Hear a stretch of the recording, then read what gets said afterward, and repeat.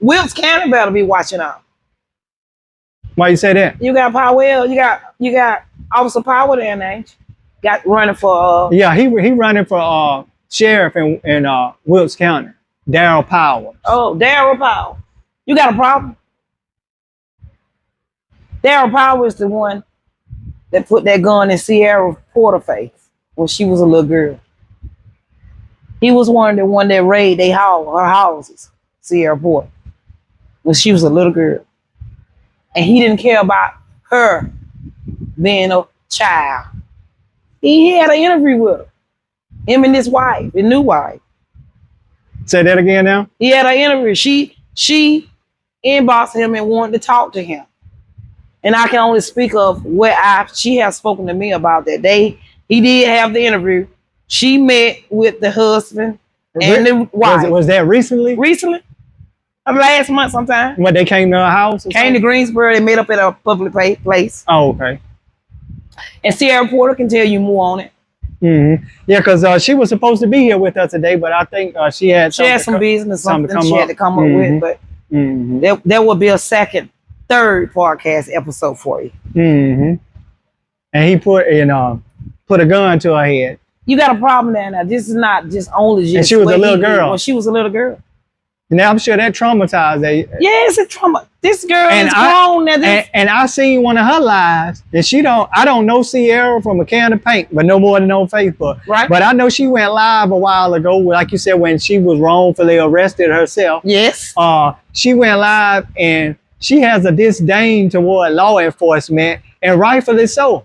I mean, she spoke about how she was been harassed, and just for an officer to put a gun to your head at 10 years old, yes, that would traumatize you and make you hate all law enforcement. I mean, she's really, really, truly traumatized, because I just found out that in 2022 when my son first got locked up, and we did our first protest. And she broke down and told me something that she had been holding in for a long time. And she cried when she told me this. She said it traumatized her because he wouldn't take that gun out of her face, even though he knew that was a child. Mr. Darryl Powell, running for Wilkes sheriff. Well, he was just taking pictures with little girls in Washington the other week, somebody told me. But anyway, I wonder what, after you said she reached out to him though. Of course. She reached out to him, okay. But well, maybe she just wanted to get closure on the situation or something. But I don't know. She needed that closure. Yeah. But either way, that wasn't a professional thing to do. And it was brought to my attention that Washington has a deputy by the name of Mark Richards.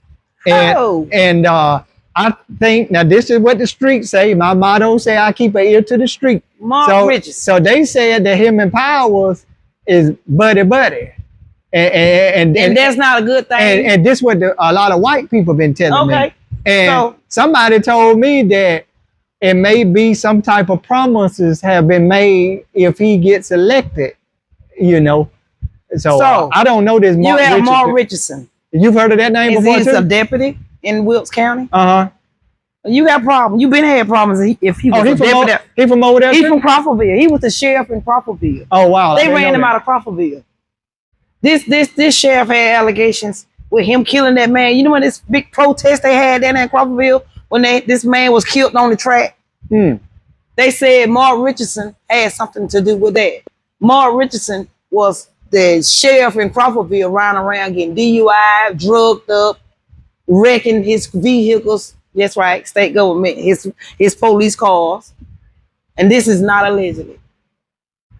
I mean, you got to go back to Crawfordville.